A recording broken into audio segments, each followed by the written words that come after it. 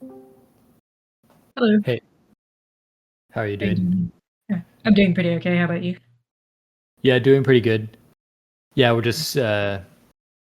Yeah, we're trying to move to Washington, so there's a bunch of even like moving a cat and stuff is we have to get like a health certificate at some point, but it's like you got to get it like 10 days before. Oh, Uh, but well, also, I yeah, didn't know we're that. planning that. What's that?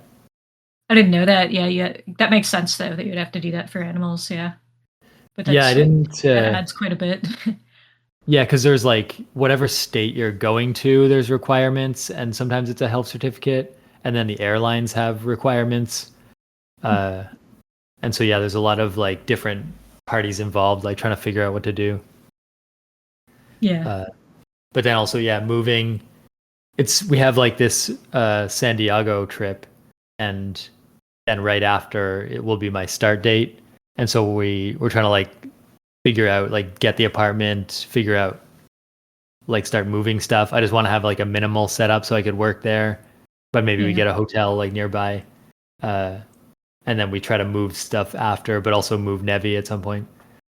So it's Mhm. kind of it's funny, like a lot of like moving parts that should hopefully will line up.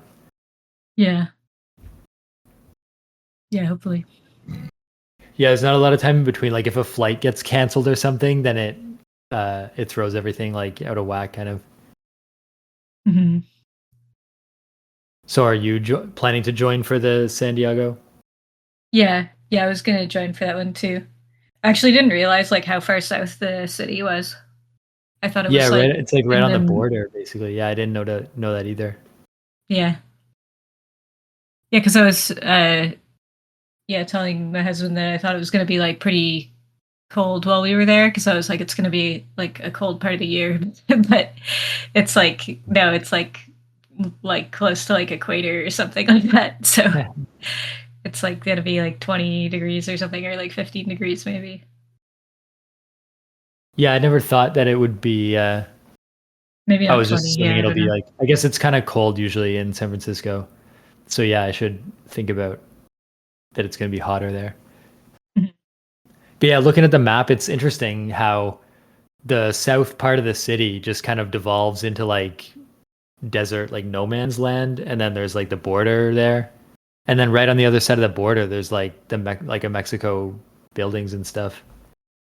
It's interesting Oh, wait, how really? San Diego's like right on the border too?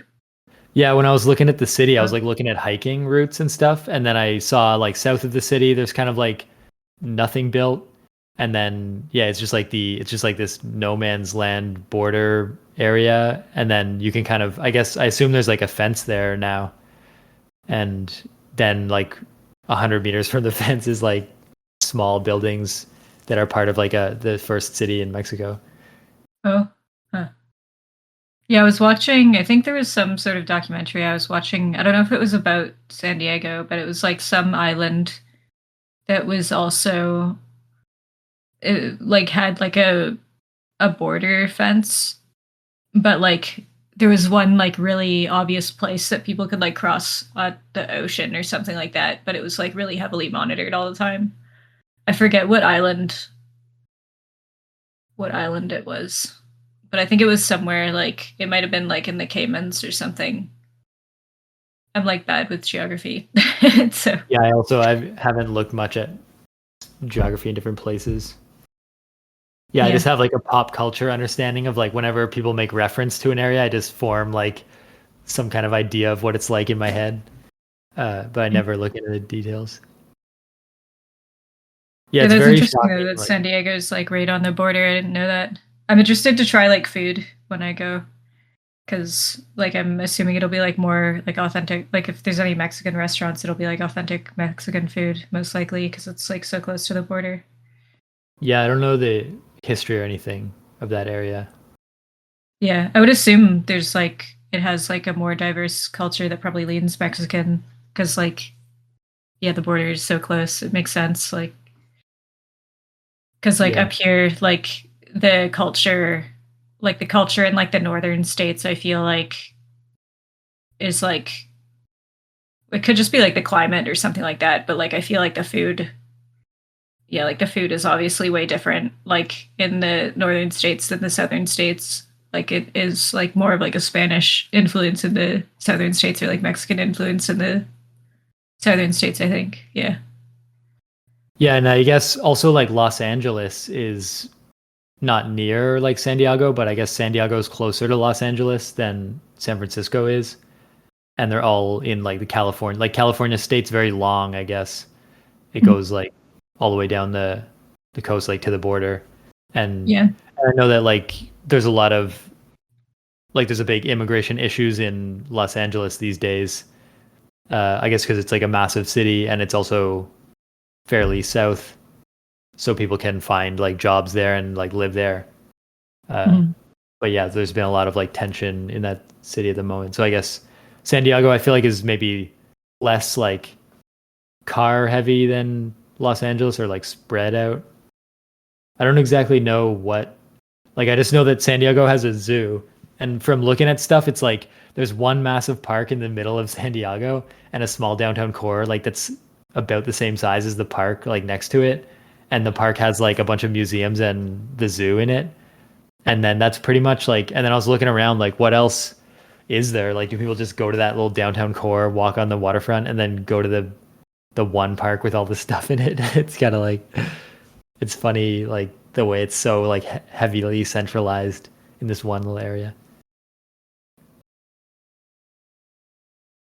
Yeah, I haven't really looked up anything about the city yet. I just know it's like one of the major cities in the U.S. Like I know its name, Hmm. type of Yeah, it's thing. But from Anchorman, I guess. San Diego is where that takes oh, place, I yeah, I guess so. think. uh, we could also do an escape room when we're there. That was one thing. They have a couple like escape room businesses. Yeah, as long as they're not like horror themed. I don't like the horror escape ones. Like, I don't think I because ever tried one I that was remember horror. like right around like I had a lot of friends that were like really interested in escape rooms. Because like they're all really into like logic games and stuff like that. And I remember when escape rooms like first came out, like they really only had like horror themed ones. And like one of my like one of my Yeah. friends that was like really didn't like horror stuff, like decided to do one of the rooms anyways, but it had like a live actor that like scares you at one point, and it's just like holy shit, like what are you what are you doing? Like yeah. Just like a haunted house escape room or something. Yeah, actually, my friend was in San Francisco recently. We went to the Exploratorium like after dark, where it's like they just like a there's music and stuff, and the museum's Okay. open in the evening. And Yeah. the Exploratorium has this thing called the like the sensory dome or the tactile. It's called the tactile dome, and it's just like a small dome that you go inside, and there's like a little lobby in there. But then the rest of the dome it's all like blackout, like dark, and you Mhm. just you crawl through like some tunnels and you go like up and down, like you climb a little bit and you go down a slide, but it's all like in super dark in like a small area. Mhm. And so did that, but that felt like a sort of like a horror themed escape. Like, well, actually, I felt that if they wanted to, they could make it like a crazy haunted house where it's just like a pitch black haunted house that you're like crawling through. That would be pretty scary because it was Yeah. already pretty scary. Like just when it was just nothing, like it was just like crawling through, and that was the only thing that happened. There was nothing like scary except for not knowing where Mhm. you are. Yeah, it'd be Uh, interesting, like it'd be interesting to know if like a pitch black haunted house would be scarier or not, because like I feel like then there's only a limited amount of things they can do to scare you, you know? Like so like having like oh, I guess they could do like sound as well, but like yeah, they wouldn't be able to use like flashing lights or use anything like visual to scare you at all. So like I don't know. I guess it would just be like yeah, they would have to do like the suspense and like timing of like when they scare you or like grab your ankles or something like yeah. yeah, I feel like there could be a couple things like yeah, they could like you at one point you could like touch like another human hand or something that'd be really scary. That'd be like the most scary thing. And then they could also like Yeah. That'd be there cool. could be like stuff that like like little pieces of fabric that like touch your neck or something, and you never know if it's there or not. Then the other scary thing would be like if you're in a completely black, like larger room, and then like they did put a light on, and there was just like one flash of light, but it would make it look like you're on a little, like the floor would be like kind of glass, and then it Mm, would look like you're on like a little beam, and you'd quickly get this glimpse that like you're really right. high in the air, but like yeah, like Yeah. no, you could never fall, but because it would all be glass, but it would look for a second like you're just happen to walk out on this like tiny beam. Yeah. Yeah. Yeah, that'd be cool. Yeah, also I haven't started my min hacks game for November, but I have like a pretty clear idea exactly of what I want to do. I forget if I described it before. Yeah, Uh the pool that you like, it's like you go yeah. down in the submerged thing and then there's like a dance floor or something. Yeah, I just have to basically make the entire game at some point. Yeah, I was thinking of ways like uh I think I'll have like I could allocate like a couple weekends to it, which would be enough. And if I make it like really minimalist, but also I want to write like one or two songs, and then just like recording the songs would take some time, and then Yeah. trying to just put everything together into a, like I'll probably make it like as simple as possible that I can, and so Yeah. that it just works. Yeah. You could probably just like beatbox if it if the time crunch gets really bad. Yeah, I have beats ready to go, and I just need to write. I just need to like write lyrics and then record. Yeah.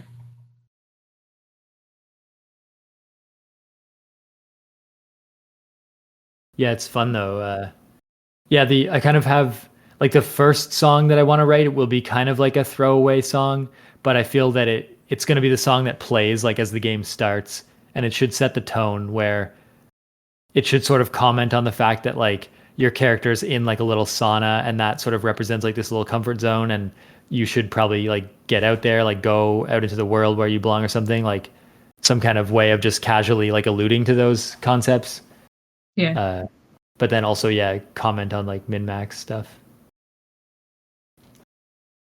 Yeah, Yeah, it's I fun to find try to like think. It's fun to have like a things I want to communicate in the song, and then think about how to do it in a way that's pretty clear, but also entertaining, and just also ambiguous a little bit. yeah. Yeah, I find the sound design, I think I've like said that before, like the sound design of games like makes a huge difference Mm. as to like whether they're good or not. I was just playing this game last night called like Slots and Daggers, which is like I a might have. it's like a roguelite uh RPG, but it's like slot machine like tactile based or whatever, Hmm. like basically like you choose, it's like a deck building game kind of where like you choose what your like roguelite powers are each run. But then like the way that you play the cards each turn in the deck builder is like slot machine based. But they've added like interesting mechanics, and this one has like really good sound design. Like the yeah, like it sounds like a casino. But it's like Yeah, a I see medieval the way the tavern. coins come out. Yeah. Yeah, it was interesting the way they did like the it was How do like do the coins get like sucked into your wallet? And if they're yeah. not, they don't count until they get pushed in. Yeah, like the coins like stay in that tray, and then at the end of a fight against a Yeah. monster, you can like pay to upgrade certain things and stuff like that. But yeah, this one like I beat this one in like under 6 hours, but Right. uh it was pretty good. Like it has a lot of replayability and stuff too. And it Huh. was like I think it's like $10 right now or something. It's on sale. It's interesting. Like I've now seen a few like slot based or like casino based games.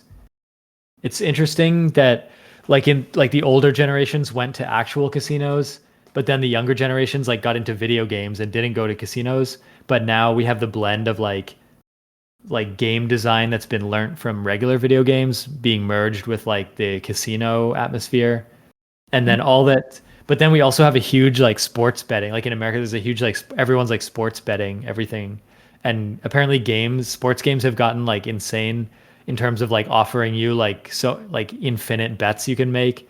And there's companies that are like making the TikTok of sports betting where when you're watching a sports game, you just have like a TikTok interface where you can like approve or like accept or deny the current bet and then swipe to get like a new bet and it'll just keep offering you different bets.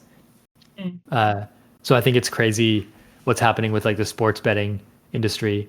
But then I Yeah. just wonder like, will casinos at some point, will they revamp into like you can pay to go to a casino and it's just like an adult midway with games like this, and like for our generation it would be just like a really addictive place to go because it would just be playing into all the games that we like and like little like any games we like would be at the casino and then you could win actual money and then people would get like super addicted to that.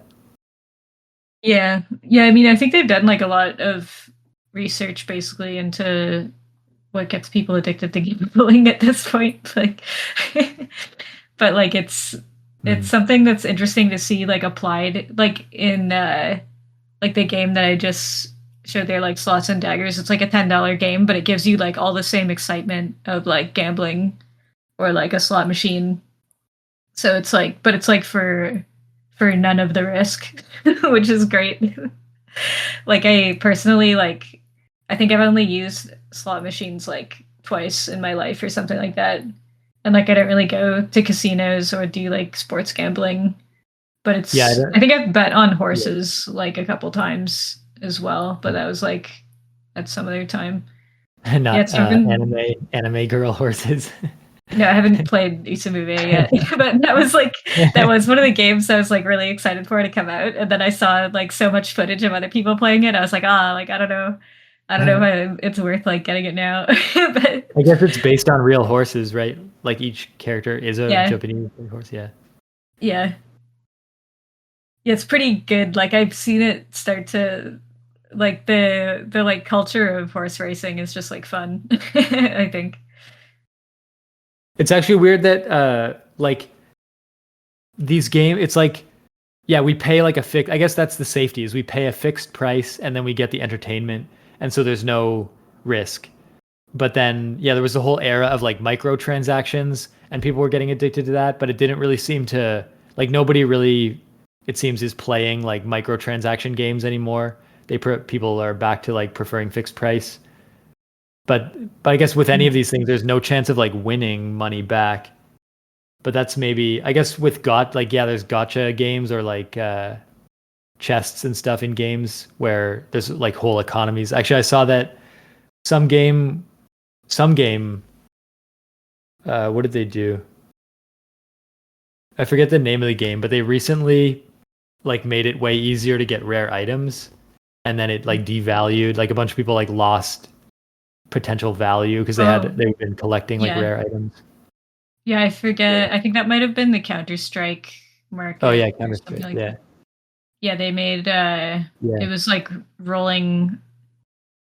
Yeah, it was something like you could now trade a certain class of item, or like you can roll for a certain item specifically that you used to only be able to something else. Yeah, Yeah. like And that's weird because it's like a full video game, but people are kind of gambling by like playing the game and getting like buying and selling, like kind of betting on almost like a video game stock market.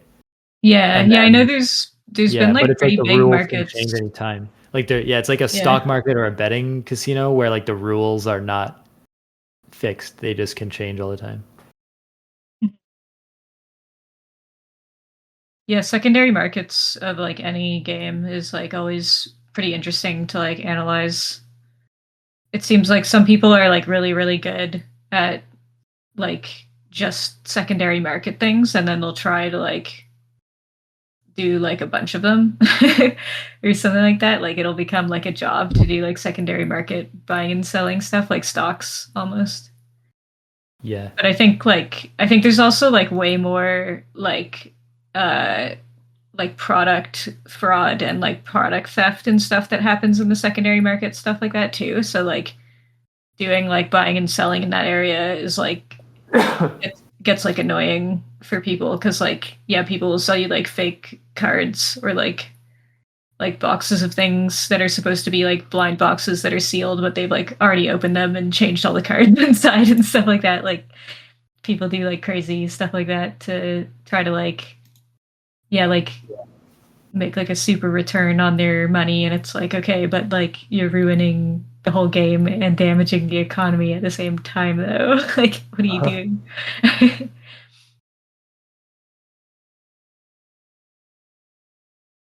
Yeah, it's another whole area where it's hard to predict.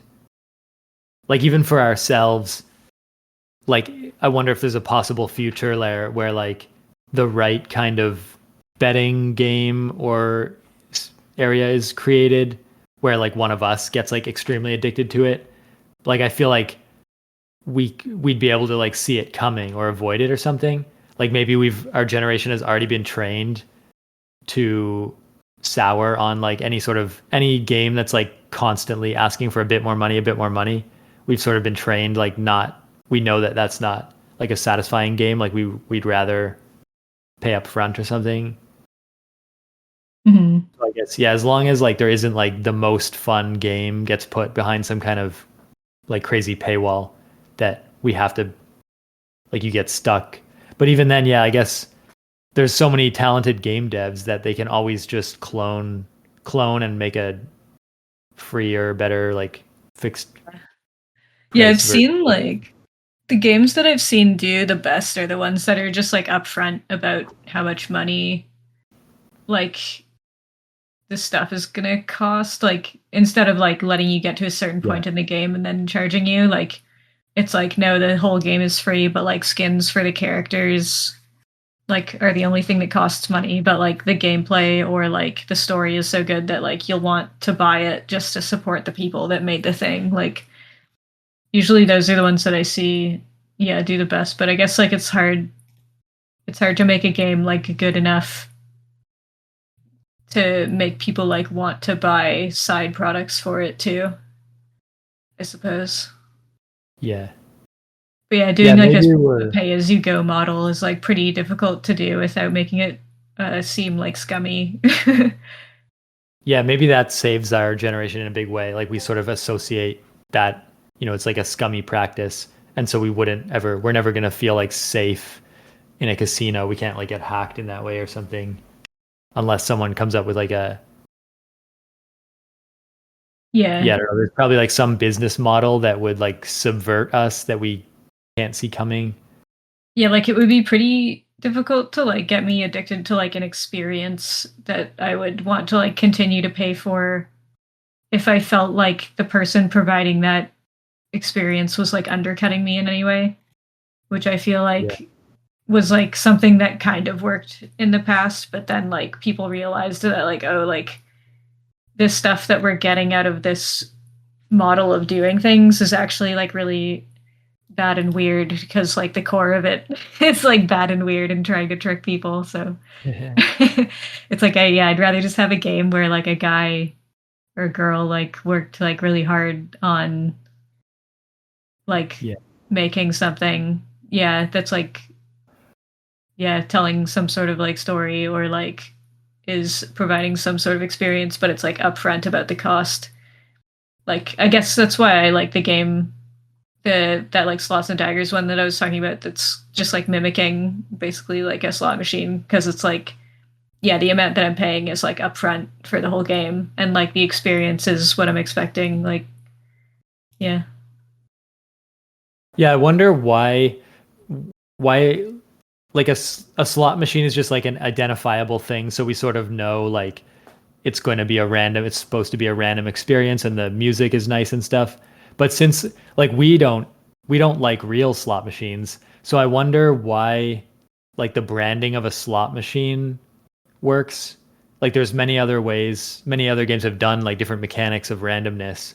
But it's Yeah, interesting how yeah, it's yeah, I like, feel like it's like far Yeah, enough. for example, yeah, like Balatro is not even real poker, but it's like and I don't even like real poker, but I like Balatro and it does seem to benefit from some basis in like this real world poker or like this thing Yeah, being a sort of a real mechanical looking slot machine. It's weird Yeah, I that feel like we it has like are enough attached of to it. the elements. I Yeah. feel like it has enough of the elements that like our brains are kind of programmed to want to have, like the noises of like coins clinking and stuff like that is just like something that I think probably the human Yeah. brain is like enjoys. So it's like Yeah. even though like but Oh, it's sounds like good. yeah, but like for me anyway, like yeah, the association of like gambling like with those things like puts a bad taste in my mouth, but then like the video games that are like based on those things that are like far enough removed from gambling like like make me feel like okay, like yeah, like I do understand why people like would get really into this thing like if they don't have any like negative associations with gambling already or something. Yeah. Yeah, there's an interesting thing too where I guess like slots originally had like real quarters, and that would actually be kind of fun, like a mechanical machine that's dispensing like real weighted like tokens. But then now slot machines are digital, so there's just like kind of fake coins when you're playing it. So then these video games like this where like it looks like there's gold coins and the sound design is good, then this is like closer to working a real machine and using gold coins than a real slot machine today, which is just a digital thing. Mhm. Uh, and that's kind of interesting where there's this blurred line between like we want this like tactile, gold coins feel like a machine, but the only way to get that today is in a digital, like a well-designed game that pretends that it's like a physical machine. Mhm.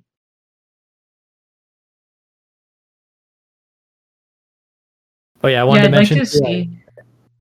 or what? Oh, I was gonna say I'd like to see more like physical console or like handheld consoles like that game like Slots and Daggers, like it's kind of based around like the the device that you're playing on in the game is like a little handheld thing that's like tactile or something. So but it would be cool to see like yeah, like cuz I like to get like those like handheld like there's like the RS, I think it's the R36S. I'll find it. Hold on. Like a Steam Deck similar? Kind of similar to a Steam Deck. Yeah, it's like yeah, like handheld gaming consoles. Uh but like they're similar to like Game Boys and stuff like that. But it would be cool to see more. Like there's the one I forget, I think it's called the Play Date or something like that is one that Yeah. has like a crank on like the side of it. It's Yeah, if you like want to see like a yeah. tour of that, like the studio that makes that, MinMax like visited them and did a whole tour like in their office. Oh yeah. Well, that's And cool. then yeah, then they went to a convention floor with them. But yeah, they talked about like they show the early designs of that Playdate and they talk to the person who's like the developer evangelist, like the person that queues up like people making games for it. Yeah. Uh yeah, it was a pretty cool office tour. Like the company seems very like there's two founders of that company. I think it's called whatever it is, like is it called Panic, I think. I'm not sure. One Yeah. of the founders is very like energetic. Yeah, it would be cool. Like was thinking though, like yeah, it would be cool to see more like when we were little in the '90s, there was like Tamagotchis and like other like those little car racing watches and stuff like that. Like there was like handheld Yeah. devices that were intended to only be made for like one game. It would be cool to see like more stuff come back like that, where it's like selling like a $10 device that's like a standalone experience or something. Although I Yeah, I suppose like wonder. Yeah.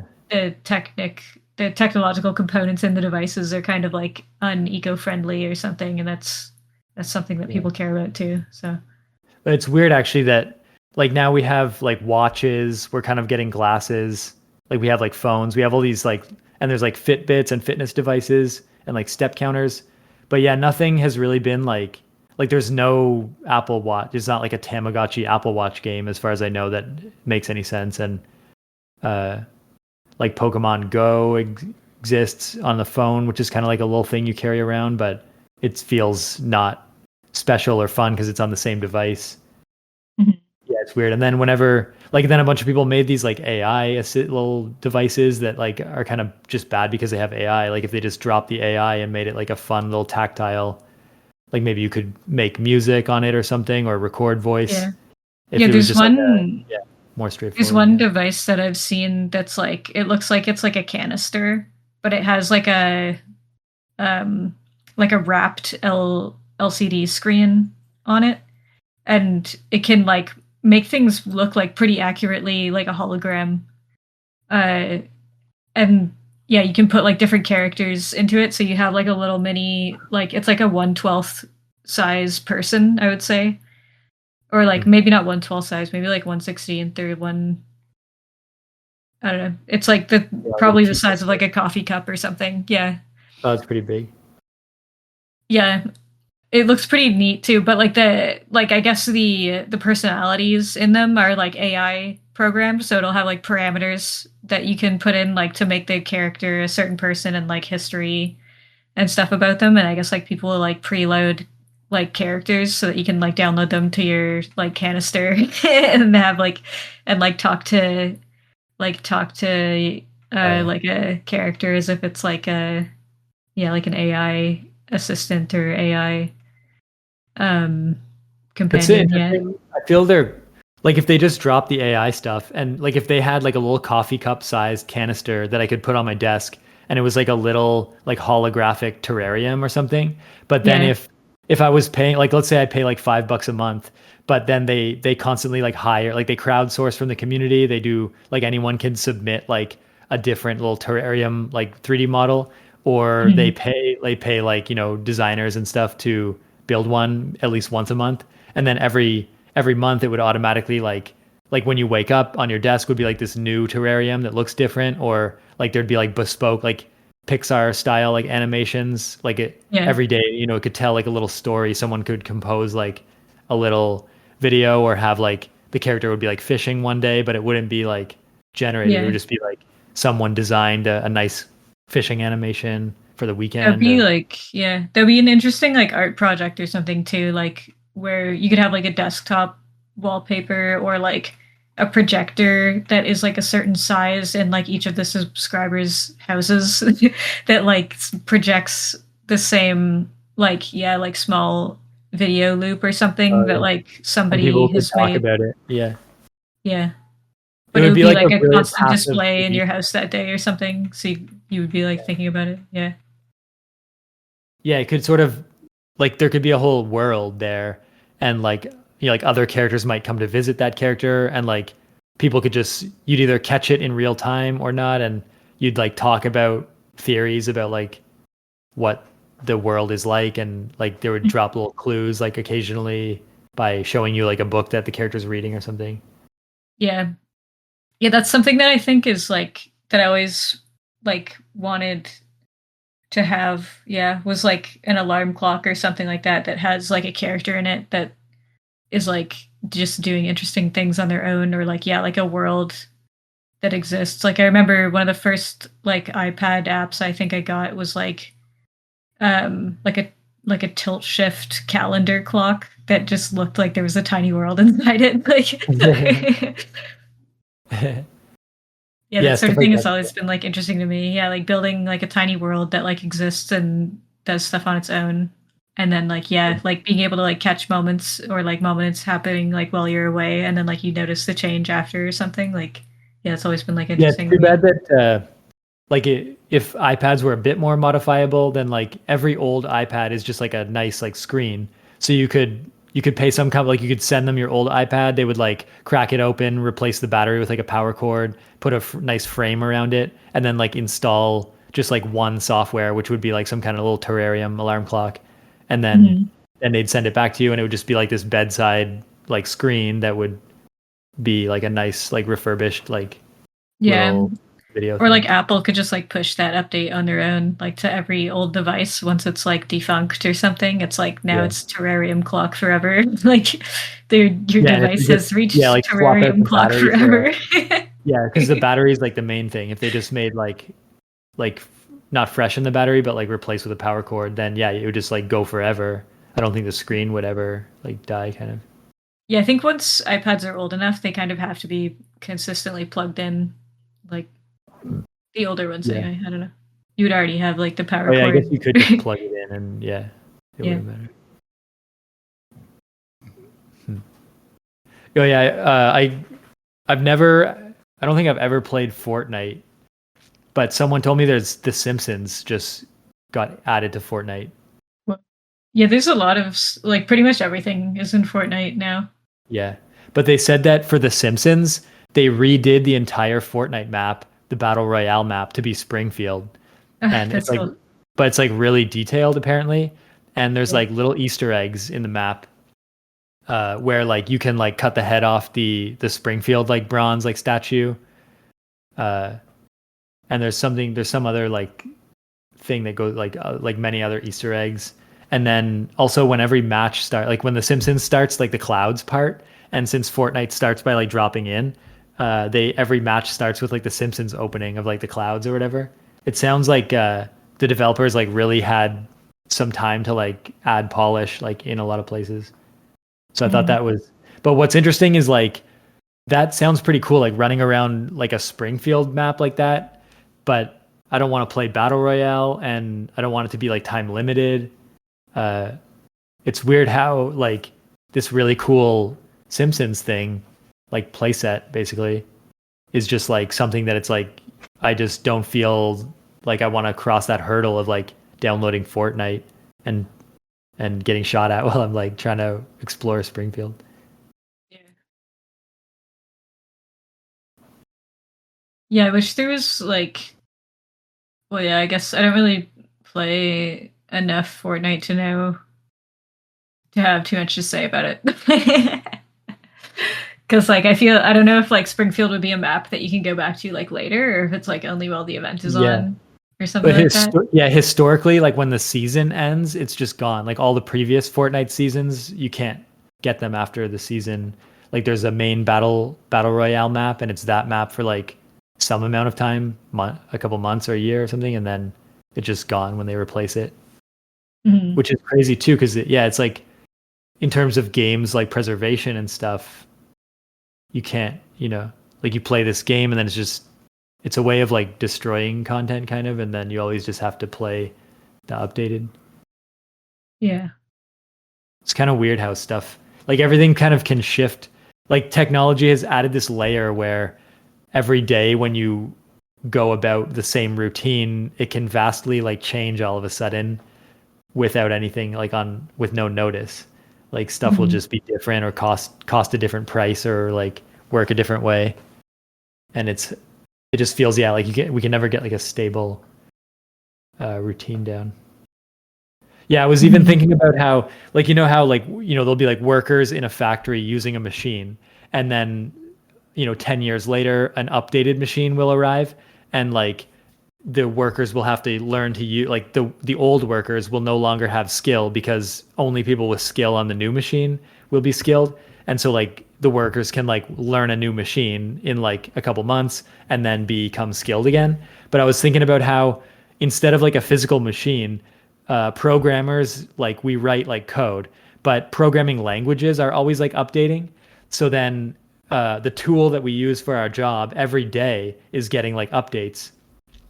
So my friend was saying that like he switched to like a different language recently, then came back to his first language, and it was like very different because they kept like adding updates, and it sort of made us realize like every like as a programmer you become like less skilled every day unless you're learning the new thing to like stay up to date.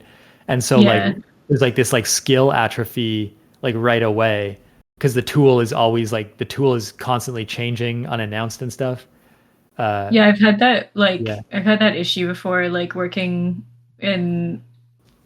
working on tech that like yeah, needs like a bunch of different types of understanding, or like yeah, being able to like write in a language and then like not having to work with that thing for like at least a few months and then just like completely not knowing like basically having to go back and like it's like every time I have to relearn that thing, I can relearn it faster because I have the residual knowledge, but like yeah, yeah, it really is the case with programming and like I think spoken languages as well, where it's like if you don't do that thing, like if you don't speak it or use it, then you kind of do lose your understanding of it. Like it's like a it's almost like a like what do they call it when you have like a physical reaction that's like kind of automatic.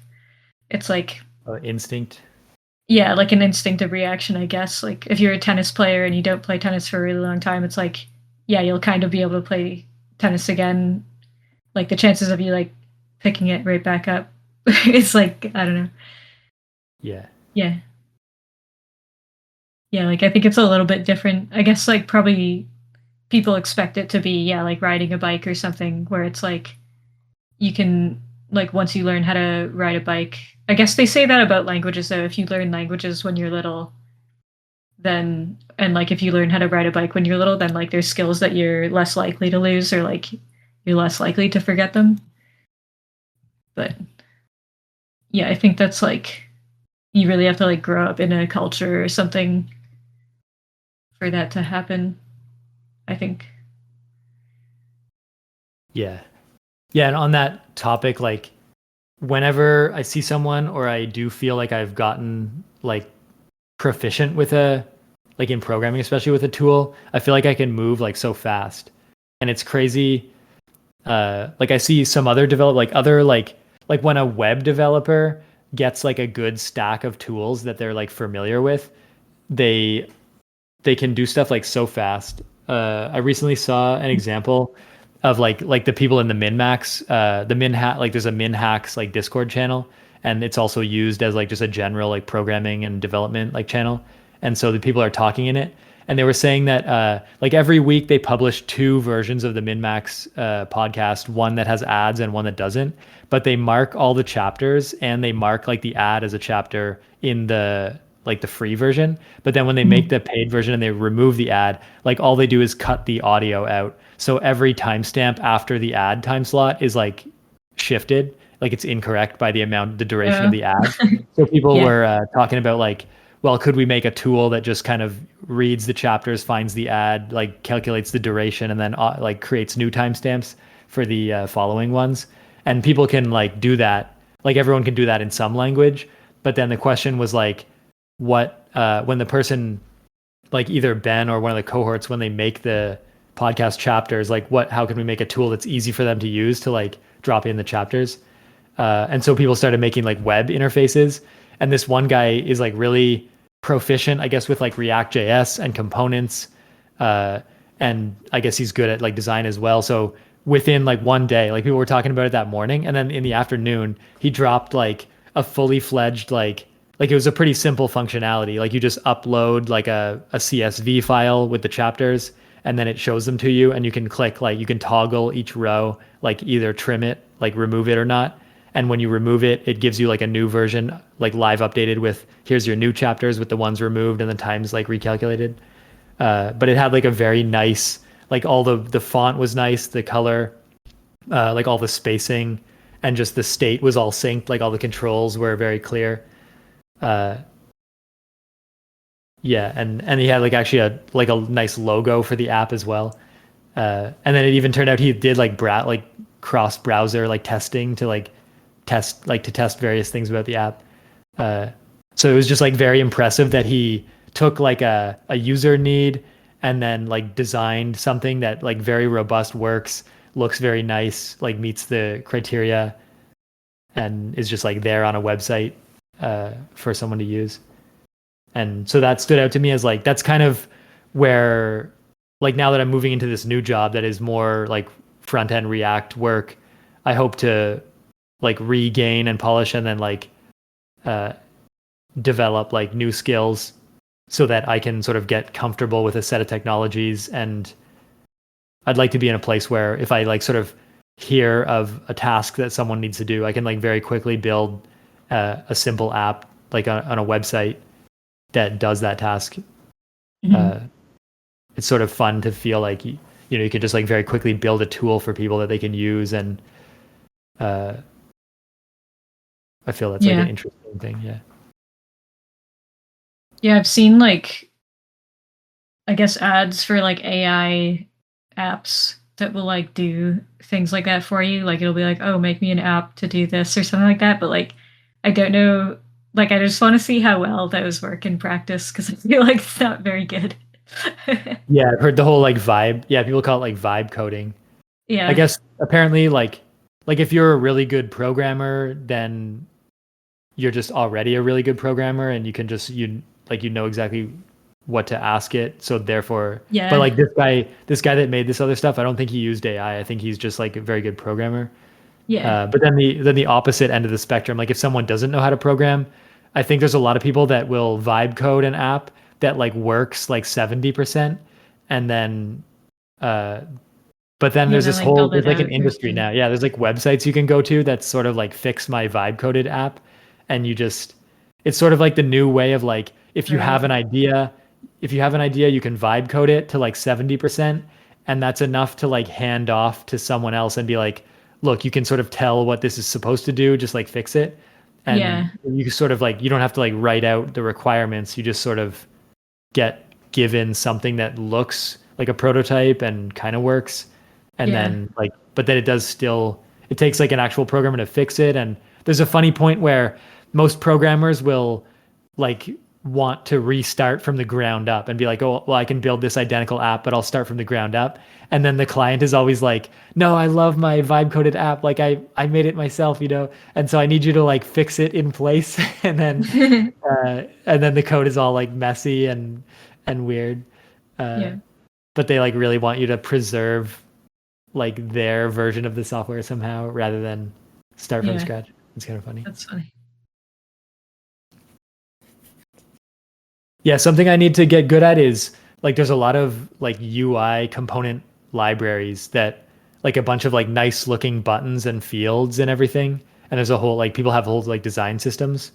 And I just need Mm. to rely more on like learning one of those systems, because then when I build apps, the UI will look, instead of like handmade and weird, it would be like like some kind of polished set of components that I'm just like hooking together. Mm. But it sort of reminds me of like game development where like you can get like a sprite set or like an art pack, and then your game will look very nice and you just have to be able to work with like hooking up the assets. But then I always feel like it's not fun unless I'm like doing the whole process. Yeah. Uh, so I just always have to like reconcile those two things. Like I want to do the whole process, but I also want to like move fast. So then I'm always trying to decide like what level of stuff should I like get. Even with music, it's like I want to make my own beat, but now I'm willing to just like get the beat and then like sing on top of it. Yeah. Yeah, I find that is the case with me too. Like I bought like a MIDI keyboard and stuff like that to like try to do like generate my own music, and like I bought like Fruit Loops, or not buy it because it's free, like Fruit Loops Studio and Yeah. stuff like that. But yeah, I was finding like, yeah, like the process of trying to make my own sounds and stuff like that, like it is, yeah, like there's something about like, yeah, just AI music generation that is like more like, I don't want to say more satisfying because like I wouldn't be able to get like the exact same, like the exact right sounds or something like that, but like just like something about using like a technological tool to make a sound already in the first place. Like it feels like if I'm buying a pack of sounds from someone, then like it's like how much more can I really do to make that my own anyway? Like, yeah, it's like Yeah. if I'm not like coding the OS of the machine that I'm making the sounds on, then like are they really my own sounds like in the first place? Like sometimes I just think really deep about it, but it's like no. Like yeah, I think if I was ever gonna like publish my own song though, actually, like then I would want it to be something that I would make like completely on my own. Like I mean like with a sound pack that I would buy from someone or something, but yeah, it's Yeah. like difficult for me to decide like how at what point do I want to buy assets for what I'm making, and like at what point do I just want to try to completely make it myself from the ground up, like and how much does it make it uniquely my own sort of thing. Yeah.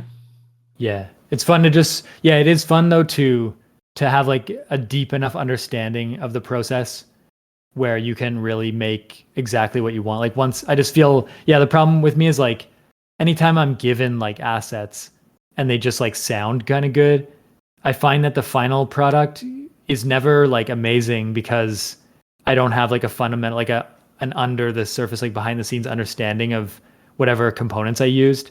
But then anytime I do like try to do it myself and then I learn like what's involved, I get like a better understanding of what's gone into like the sound packs or something.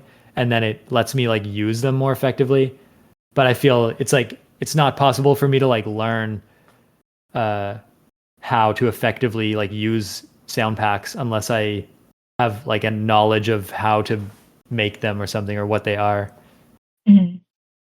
Because yeah, people like go into sound packs and they like modify, like there's all these like sliders and stuff and waveform and like filters you can like add to a sound and you can really change it to be like anything.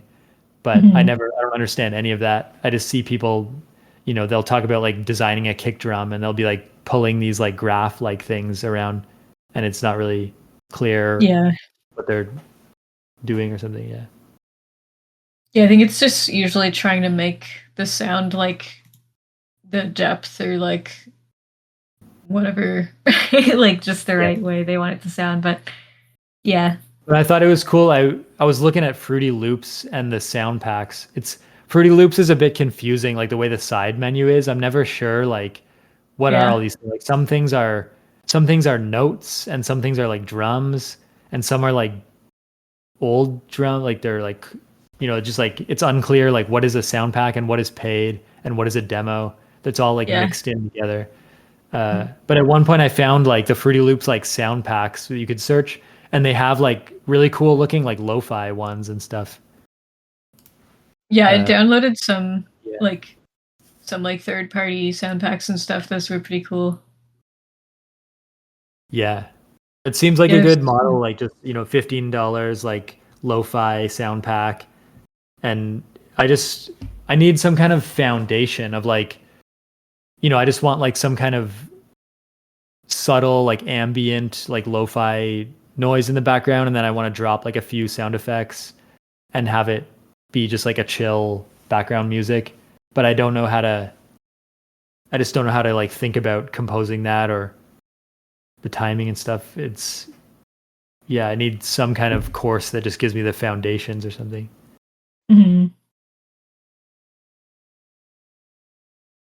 Yeah, it's difficult to like for me anyway to seek out uh courses that aren't free like for stuff like that. Like I find sometimes the best courses, well, I guess especially for Fruit Loop Studio because it's a free product in the first place. So like anybody trying to charge for like their advice on it is like it's like pick a more expensive product. Like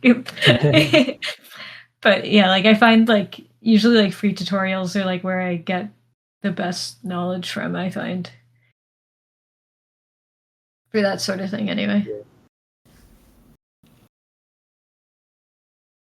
Yeah. But yeah, it's difficult to find like yeah, like I'm always like really tentative like not to pay for courses when because it's like I don't know. Yeah, I just don't know. I really About like yeah. like a 2-day weekend like in-person course. Those are the most effective I find. Like I learned like so much when there's like an in-person instructor for like 2 days. I Yeah. just wish there was more of those kind of courses all the time for different things. Yeah. Yeah, or like yeah, I guess our generation is used to like trying to find apps to do things. So it's like I wish there was an app that had like a list of all the courses going on near me. Yeah, that's one thing is, and just in general, like I wish there was like all the festivals, all the street closer like festivals, every like Yeah. pop-up store. I wish there was just like one source that I could say, like this weekend, just show me like a heat map of like everything, and if I like something, show me all those events in the future and like if I Yeah. filter something out. And then yeah, I would just feel like I know what's going on around me in the community and I can go take part in like meetup groups and fun things. Mhm. Like I was running yesterday and I ran through this area that was like a food truck festival, and it's just like, okay, I guess that's happening today. I'll come back for lunch or whatever. Yeah. Like it's like really there's like 30 food trucks in this park in this festival, and like never was gonna hear about this at all except for if I just like find it Yeah. real time. Yeah, me and my friend were gonna go like fly a drone in a park one day, but then like we couldn't because there was like too many biplanes flying around, and we were like, okay, there must be something going on. So like we looked it up, and there's like a giant fair happening like right beside us, and we're like, okay, let's just go to the fair instead. Like spend the whole day at the fair instead. Like, yeah, it's pretty funny. Like it's yeah, nice when stuff like that happens when you like run into something unexpected. Yeah, it's weird though when like we get like earthquake alerts and like all these like the certain things are alerted to us and the news like tells us about certain things. But when it's like an awesome festival is like happening on this like two streets over, it's like shouldn't someone be like sending me like shouldn't instead of like an ambulance going by and I hear the siren and I'm like told like oh there's an ambulance like it should be Yeah. like Like an a ice cream truck sound about wave. news in your Yeah. local area. Yeah. It's like all of the buzzers and notifications I'm getting, and like none of them indicate the most obvious thing that I want to do like that day. Yeah, it's funny how like we get served so many notifications and like stuff like that every day, but none of them are like yeah, like Yeah, big food festival here. happening right down the street. Like Yeah. yeah, like There was a I did find out about a food festival that was happening down the street from me, but it was like from my friend that lives on the other side of town once. They were like, "Hey, this is happening near you. Do you want to go?" And I was like, "Oh, yeah, I do." Like uh that computer scientist lady like Grace Hopper. There's like a whole Grace Hopper convention these days, but she was in the military and she was like early. She helped like make like compilers in the early days, like Grace Hopper. okay. And she gave a talk that was like super fascinating. Like it's this old recorded talk that was like archived and released on YouTube maybe a year ago. But Mm. her first like thing she touched on in the talk was that like computers contain so much information, but we don't have any way to signify like the importance of we don't have like we can't tag information with like a importance level. Yeah. Uh, and that still seems very like that seems to be the core of the problem of computers today is that we don't have like a fundamental way to assign value to different pieces of information in a computer, and therefore like we just have a mess of like files and notifications and there's like data everywhere but we don't know what Yeah. is the valuable data and what is not. Yeah, I guess uh like yeah. algorithms are doing like work towards that, but like Yeah, it's sort of like retrofitted. Like all the data is the same, and then the algorithms have to be like extra smart and clever to like surface things. But now we don't like trust the algorithms, and there's no. Yeah, it would be yeah. nice. It would be nice to have like some kind of fundamental thing, or just like an algorithm that we completely control, where we can say like. But even then, yeah, like when a new event is published, there's no standard like if you go on like an event's website, it's like, okay, tell me the date, the time, the cost, like the location. But Yeah. that stuff is always like hidden on different pages. There should be like Yeah, you could more like a do standard like thing. I'm not like a fan of like web crawling bots, but like you could do like a bot, like a web crawling bot or something like that does like a Twitter bot that like reads about like people posting about an event like near whoever it has the device is and then like give them like a listed like Yeah. top 10 things happening closest to you right now based on like Twitter activity or something. And it would be like, yeah, like based on the hashtags, I guess, like food festival hashtags and stuff like that or something. Yeah. Yeah, if but yeah, I guess like podcasts and news websites have like RSS feed. RSS feeds are like standardized feeds that like every article, every podcast has like a title, a duration, uh Yeah. like certain and so those are easy to like collect. And but then yeah, like arbitrary events, like the first question would be like if you find, an event, you need to sort of extract like the time and the location and everything uh, in order to like put it on a map and show people like one view, or maybe you Yeah. could hire people. But even sometimes it's like hard to get that info, or not every event like fits that way. Uh, Yeah. so yeah, it's like a messy. I always feel like I'm missing something. It just feels like, uh, Yeah. yeah. That's Yeah, why I like it I when wonder if like I AR think glasses, or like if yeah. we all had AR glasses, like, because sometimes, Mhm. like you look at a construction site and you're like, I wonder what they're building in that construction site. And the only way, like maybe if they had a QR code or like a photo or something on like physically, that's where you'd see it. But I feel like maybe with AR glasses, like anything you look at could be like tagged. Like you could, like if you had the ability to just kind of like assign things a location in space, then we would care more about like what is around us if we could look at something and get information, rather Yeah. than like everything online is like it doesn't know where you are, and you don't really know where stuff is. Yeah. Yeah, it feels like there could be more like done in the space of like physical local community online, but Yeah. the the issue there too is that like marketing works way better when it's like en masse to a whole bunch of people. So people people selling a product to like a way huge amount of people are going to get the ad spot instead of like the more local business that can't pay as much or something like that, Yeah. like most of the time. But it would be cool to see like in like a social app that like unrelated to the product itself of the social app, all of the ads would only be local as well. So it's like it would be like, yeah, I suppose the same way that like, yeah, no, I can't really think of like a good example because like Uber Eats doesn't really have like ads in it. It's like only ads for local businesses and stuff like that. So I guess like apps kind of like Uber Eats, but like Uber Eats is also like a conglomerate that is like not in the city itself that like collects money too. So it's like I'd like to see, I guess, like more local apps like pop up for that sort of thing, like food delivery and stuff like that. But it would be like very specific to the city that you're in, because that way, like, Hmm. yeah, like they could hire all of the IT staff and like office, like financial staff and stuff like that, like locally to the city as well. Yeah, I That don't would be know. interesting if like if there was like something called like Uber events, and it would be like a list of events, and you could buy tickets like in the app, and like you just click on something to Well, say you want yeah, to go, and then it would also like if you say you want to go somewhere, it would like arrange an Uber to like come to your house at the right time and drop you off at the yeah, event.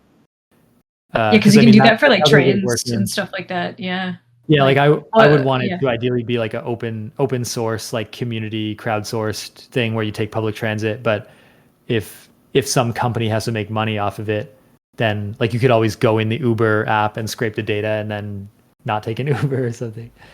yeah, But someone just has to like have the financial incentive to like collect every event, and maybe be big enough that every event feels the need to tell the central source about it. yeah. So There that was a they make website. Yeah, like there was a website for the city that I'm in, like that was working like that for a while, but like money. usually that sort of thing, like when it's really effective, it's like one guy that's like putting a lot of work into it. And like they can only do that for like 3 or 4 years or something before Yeah. like people want them to start caring about it more than their actual life. And it's like actually this was a side project for fun. Like It's like bad yeah. news. This was a side project for fun. Yeah. Oh. Bad news is this a side project for fun. It's like the the like happiest sounding thing, but it's like the worst possible outcome for you. Like yeah, that was a good talk today. I like that. Yeah.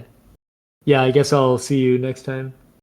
Yeah, I should be free next weekend, I think, as well. So I'll message you and Yeah. we can talk about it. Yeah, Okay. sounds good. All right. Bye. Love you. Bye. Love you.